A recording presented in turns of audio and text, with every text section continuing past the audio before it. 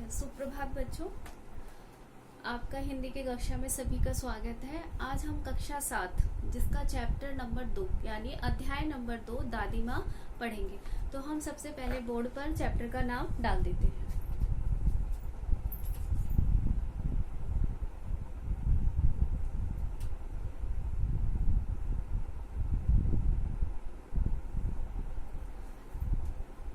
यहाँ है आपका कक्षा का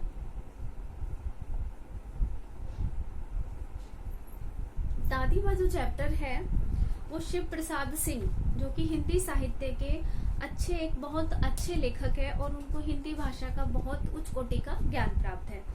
ये चैप्टर शिव प्रसाद सिंह ने लिखा है और ये उनकी घटना है उनकी दादी के बारे में। ये एक कहानी है जो कि या फिर एक व्यक्तित्व परिचय है उनकी दादी का। इस चैप्टर के अंदर उन्होंने अपनी दादी की जो बातें हैं, दादी के बारे में वो क्या सोचते हैं, दादी ने किस तरह से अपना जीवन व्यतीत किया, उन सारी घटनाओं का इस चैप्टर में वर्णन है। अंत में लेखक को यही लगता है कि दादी के साथ ही उनका जीवन था, बिना दादी के उनका जीवन एक निरस है, जीने का उसमें कोई उद्देश्य नहीं है। और वो आज भी दादी के इतने टाइम बाद तो गुजर जाने के बाद भी उनको ऐसा लगता है कि जब भी क्वार का महीना आता है तो वो दादी को अपने आसपास ही महसूस करते हैं। क्वार यानी जहाँ ना सर्दी है ना गर्मी है, नवंबर और अक्टूबर के बीच वाला जो टाइम पीरियड होता है उसे कहते हैं क्वार का महीना। तो हम इस चैप्टर को पढ़ते हैं।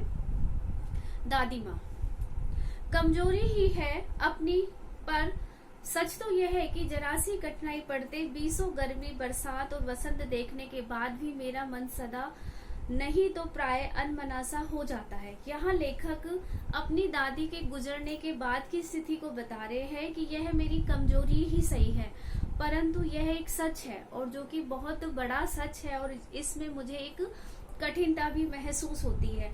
यहाँ इस चैप्टर में हिंदी के महीनों के नाम दिए गए हैं। लेखक कहते हैं कि बीसों गर्मी यानी गर्मी के बहुत से महीने व्यतीत हो गए हैं, बरसात भी निकल गई है, वसंत ऋतु भी आ गई है, फिर भी मेरा मन हमेशा नहीं तो प्राय कभी कभी क्या हो जाता है, उदास हो जाता है, अनमनासा हो जाता है। मेरे शुभचिंतक मित्र मुंह पर मुझे प्रसन्न करने के लिए आने वाली छुट्टियों की सूचना देते हैं और पीठ पीछे मुझे कमजोर और जरा सी प्रतिकूलता से घबराने वाला कहकर मेरा मजाक उड़ाते हैं। यहाँ उसके मित्र शुभचिंतक हैं, यानी उसका शुभ चाहते हैं। उनको पता है कि ये अपने दादी को इस समय याद करते हैं, परंतु फिर भी वो क्या कहते हैं कि मेरे पीठ पीछे मुझे क्या कहते हैं कि मैं अपनी परिस्थितियों से घबरा जाता हूँ, प्रतिकूलता से घबराने वाला इंसान हूँ, और ऐसा कह के उनका मजाक उड़ाया जाता था। अच्छा, अब कभी उन बातों को न सोचूंगा, ठीक है, जाने दो, सोचने से ही होता क्या है। पर बरबस मेरी आंखों के सामने शरद की शीत किरणों के समान स्वच्छ शीतल किसी की धुंधली छाया नाच उठती थी, यानी वो अपनी दादी को इस मौसम में और हर पल अपनी दादी को ही याद करते थे। मुझे लगा जैसे क्वार के दिन आ गए हैं, मेरे गांव के चारों ओर पानी हिलोरे ले रहा है।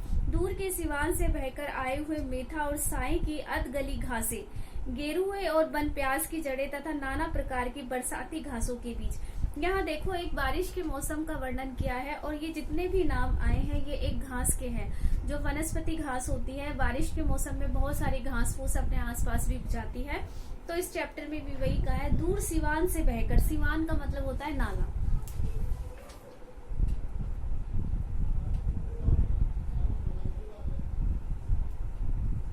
सिवान यानी नाले। कहते हैं कि मेथा और साई की अधगली घासें, गेहूं और बन प्याज की जड़ें नाना प्रकार की बरसातियों के बीच सूरज की गर्मी में खोलते हुए पानी में सड़कर एक विचित्र गंध छोड़ देते हैं। यानी बरसात के मौसम में बारिश भी आती है, धूप भी खिलती है। जब बारिश बंद होने के बाद वो तेज धूप खिलती है तो वो पानी में जो घास होती है, यहाँ बहुत तरह की घासों का नाम लिया है, वो घास धीरे धीरे उस पानी में सड़ती गलती रहती है और उसकी जो खुशबू होती है, उसकी जो गंध होती है, वो चारों तरफ बिखर जाती है। रास्ते में कीचड़ सूख गया है और गांव के लड़के किनारों पर झाग भरे जलाशयों में धमाके से कूद रहे हैं।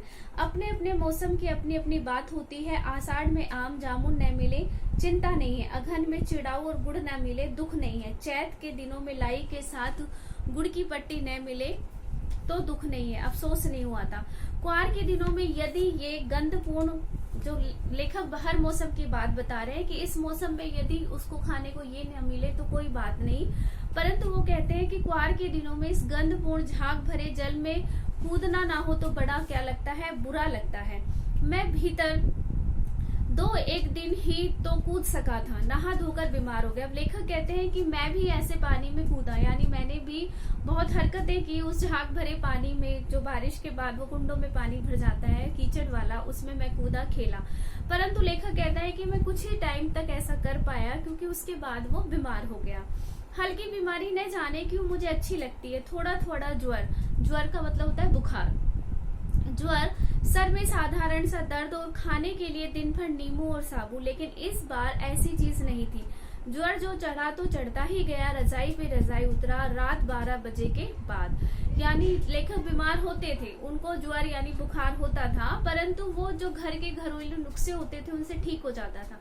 परंतु इस बार जब लेखक को ज्वर चढ़ा यानी बुखार हुआ तो वो ठीक होने का नाम नहीं ले रहा था। सर्दी लेकर उनको ये बुखार होता गया। और तो लेखक कहते हैं कि रजाई पर रजाई, यानी एक रजाई ओढ़ ली तो भी उनका वो बुखार नहीं गया। तो उन्होंने रजाई ओढ़ते हुए कम से कम उनको रात के 12 बजे के बाद थोड़ा बहुत उनका बुखार उतरा। दिन भर में चादर लपेट कर सोया। दादी माँ आई, शायद नहा कर आई थी उसी झाग वाले जल में। पतले दुबले इसने सने शरीर पर सफेद किनारीहीन धोती, सन से सफेद बाल। सन का मतलब होता है रुई।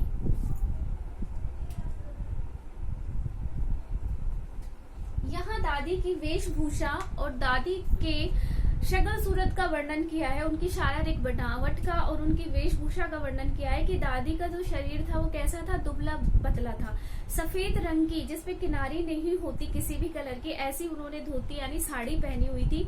सन से सफेद बाल, यानी रुई की तरह सफेद उनके बाल थे। और उन बालों से क्या है, वो झाग भरा जो पानी था वो धीरे धीरे टपक रहा था। आते ही उन्होंने सर पेट छुए, यानी लेखक बीमार थे। जैसे ही दादी अंदर आई तो उन्होंने सबसे पहले लेखक के सर को छुआ और उसके पेट को छुआ।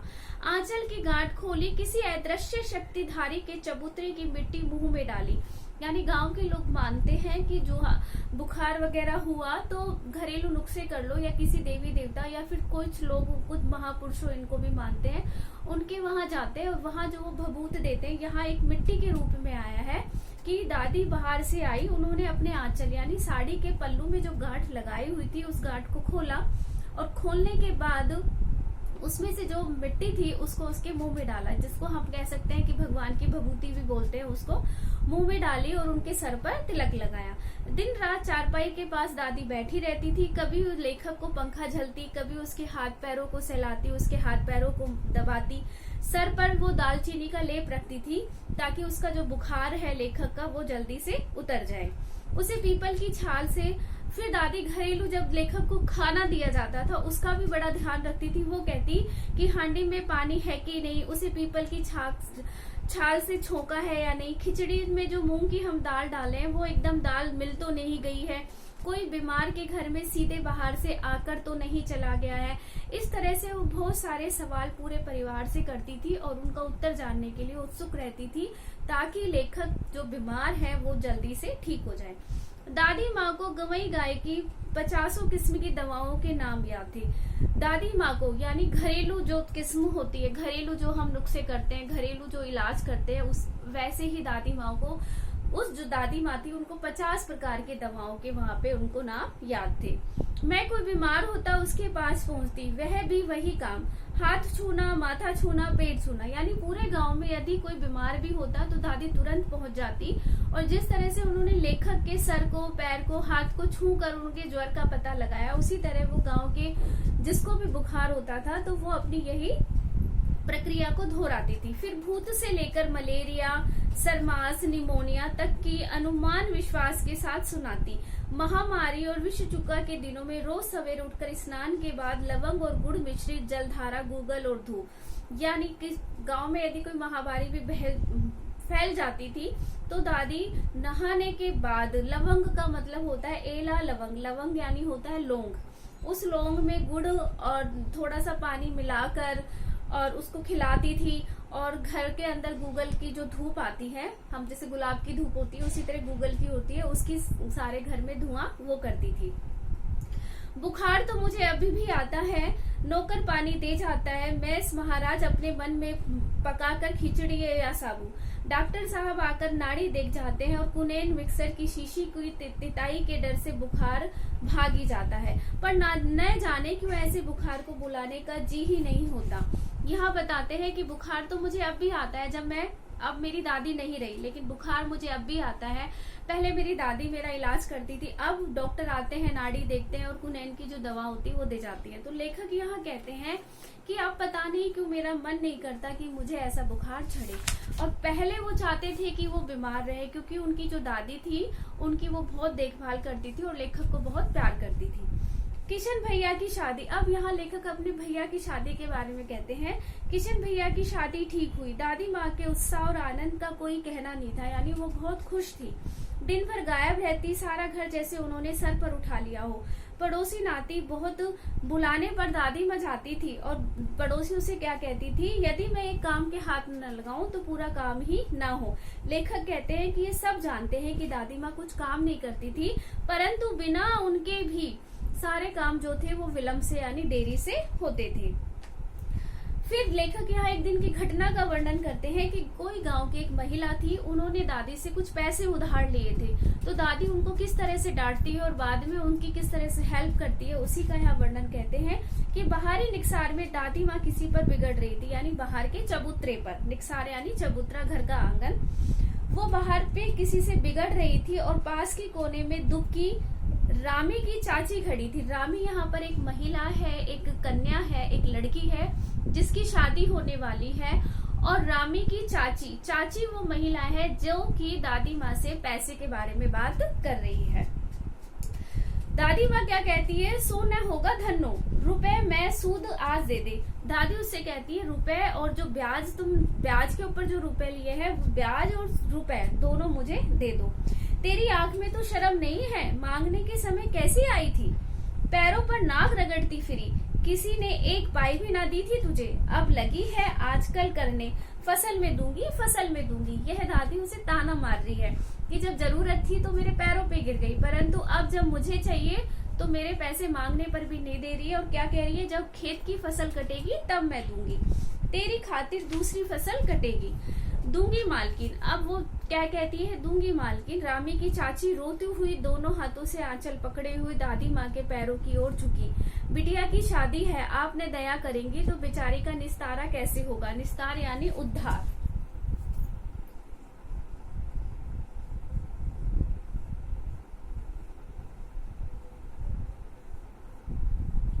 वो कहती है रामी की चाची की बिटिया की शादी है, अगर आप जैसे बड़े लोग हमें उधार नहीं देंगे तो ऐसी बेटियों का निस्तार यानी उनका उद्धार कैसे होगा। दादी कहती है हट हट, अभी नहा के आई हूँ, दूर खड़ी हो जा, जाने दो दादी। फिर लेखक कहते हैं कि जाने दो दादी, मैंने इस अप्रिय प्रसंग को हटाने की बहुत कोशिश की, बेचारी गरीब है, दे देगी। दादी लेखक को कहती है चल चल बड़ा आया मुझे समझाने। मैं चुपके से, लेखक बोलते हैं आगे, मैं चुपके से आंगन की ओर चल दिया। कई दिन बीत गए, मैं इस प्रसंग को एकदम भूल गया, यानी जो घटना उसके आंगन में घटी लेखक उस घटना को भूल गए। एक दिन रास्ते में रामी की चाची मिली, वह दादी को पूतो फूलो दूधो नाहो का आशीर्वाद दे रही थी। जब भी कोई हमारे चरण छूता है, पैर छूते हैं तो हम उनको आशीर्वचन बोलते हैं। तो बुजुर्ग जो महिलाएं होती हैं वो यही कहती है दूधो नाओ पूतो फलो, है ना।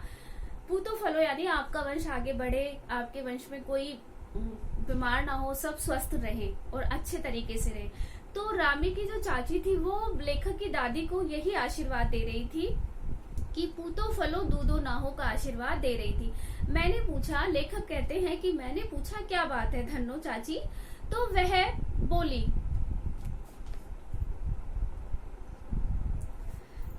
बोली कि हे बेटा भगवान भला करे हमारी मालकिन का, कल ही आई थी, पीछे का सभी रुपया छोड़ दिया, ऊपर से 10 रुपए का नोट देकर बोली देखना धन्नो, जैसे तेरी बेटी है वैसे ही मेरी बेटी है। यानी वो जो दादी लेखक की दादी थी उनके घर गई और पिछले का जो भी उसने उधार लिया था ब्याज पर उसे माफ कर दिया और उसे 10 रुपए का नोट भी दे आई और यही कहा कि जैसे तेरी बेटी है वैसे ही मेरी बेटी है, 10-5 के लिए हंसाई ना हो, देवता है बेटा देवता। उस रोज तो बहुत डांट रही थी, लेखक ने कहा कि उस रोज तो दादी तुम्हें बहुत डांट रही थी। मैंने पूछा तो वो जो चाची है वो क्या कहती है, वह तो बड़े लोगों का काम है बाबू, रुपया देकर डांटना तो उनका लाभ क्या है। मैं मन ही मन इस तर्क पर हंसता हुआ आगे बढ़ गया। लेखक यहाँ मन ही मन क्यों हंसा, क्योंकि वो अपनी दादी के नेचर को, अपने उसके व्यवहार को जानता था कि उसकी दादी पूरे, जब कोई गांव में बीमार हो जाता था तब भी रात दिन जाग कर उसकी सेवा करती थी। तो अब गरीब की बेटी की शादी है तो वो आगे से आगे बढ़कर उनकी क्या करती है, उनकी मदद करती है। किशन के विवाह के दिनों की बात है। विवाह के 4-5 रोज पहले से किशन यानी लेखक के भाई की शादी का है सीन। वो क्या कहते हैं, विवाह के 4-5 रोज पहले से की औरतें रात भर गीत गाती। विवाह की रात को अभिनय भी होता था। अभिनय यानी एक नाटक होता था और यह प्राय एक ही कथा का हुआ करता था। उसमें विवाह से लेकर पुत्रोत्पत्ति, यानी वो जो नाटक होता था वो कैसा होता था कि उसमें शादी होती है और वो उसका एंड कहाँ होता था कि बेटे की उत्पत्ति, यानी बेटे के जन्म के बाद उसकी नाटक की समाप्ति हो जाती थी। सभी दृश्य दिखाए जाते, सभी पाठ औरतें ही करती थी। मैं बीमार होने के कारण बारात में न जा सका। मेरा भाई राघव दालान में सो रहा था।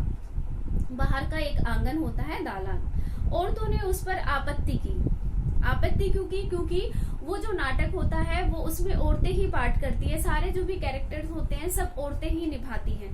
दादी माँ बिगड़ गई। दादी माँ बिगड़ी कि लड़के से कैसा पर्दा, लड़का अभी क्या है, छोटा है, बच्चा है। मुझे भी पास की चारपाई पे चादर ओढ़कर दादी माँ ने चुपके से सुला दिया था। बड़ी हंसी आ रही थी। सोचा कहीं जोर से हंस दूंगा तो मेरा भेद भी खुल जाएगा, पर भाभी की बात पर मैं हंसी रोक न पाया और मेरी हंसी ने मेरा भांडा फोड़ दिया, यानी मेरा पर्दा फाश कर दिया। देबू की माँ ने चादर खींच ली। कहो दादी, यह कौन बच्चा सोया है, बेचारा रोता है, शायद दूध पिला दो। हाथापाई शुरू हो गई। दादी माँ बिगड़ी और लड़के से क्यों लगती हो, यानी लड़के से झगड़ा क्यों करती हो। सुबह रास्ते में देबू की माँ मिली। कल वाला बच्चा है भाभी। मैं वहाँ से जोर से भागा, दादी माँ के पास जाकर खड़ा हुआ। वस्तुतः किसी प्रकार का अपराध हो जाने पर हम दादी माँ की छाया पर ही खड़े हो जाते और हमें अभयदान यानी हमें माफी मिल जाती। लेखक यहाँ कहते हैं कि बचपन से आज तक हम कुछ भी गलती करते तो हम दादी के पास जाके खड़े हो जाते, दादी से हमें अभयदान मिल जाता, यानी दादी हमें माफ कर देती थी। उनकी दादी कैसी थी, लेखक बताते हैं, वो स्नेह और ममता की मूर्ति थी उनकी दादी। बात से ही वे बहुत उदास रहती। क्या कहते हैं, स्नेह और ममता की मूर्ति थी।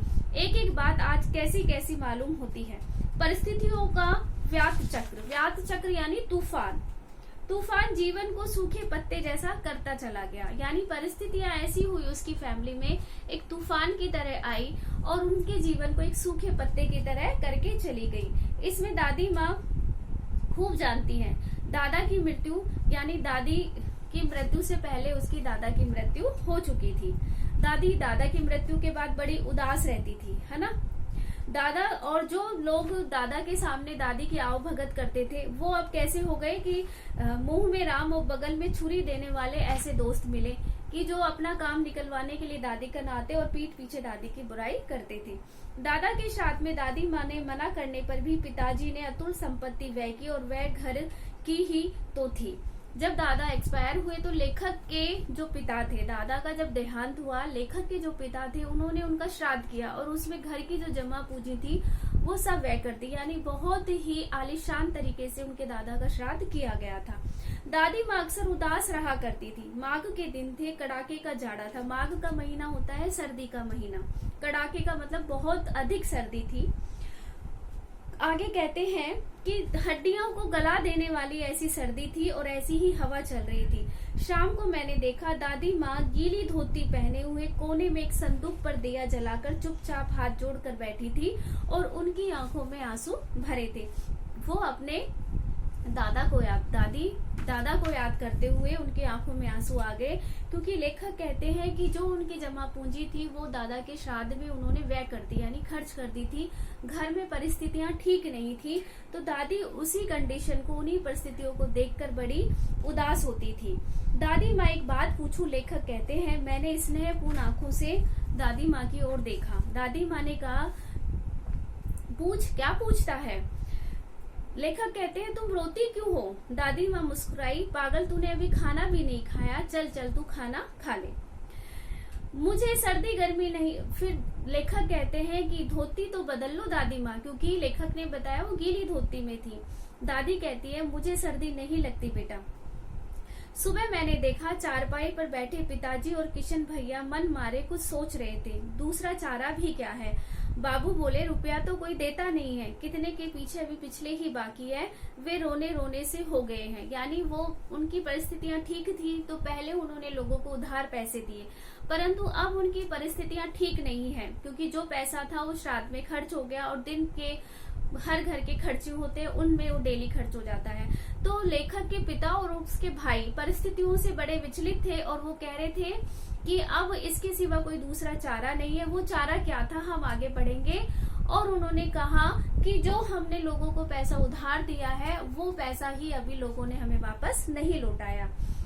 रोता क्या है रे। तो वो जो किशन भैया थे लेखक के, वो रोने लग गए। तब दादी माँ कहती है कि रोता क्यों है। दादी है ना, दादी ने उसके माथे को सहलाया और एक संदूक खोली और संदूक से कुछ जो उसके दादाजी ने उनकी दादी को दिए थे पुराने कड़े, वो एक वंश की निशानी थी, वो उसने लेखक के पिता के हाथों में वो निशानी को रख दिया। और दादी क्या कहती है कि पुराने लोग सब आगे पीछा करके चलते हैं।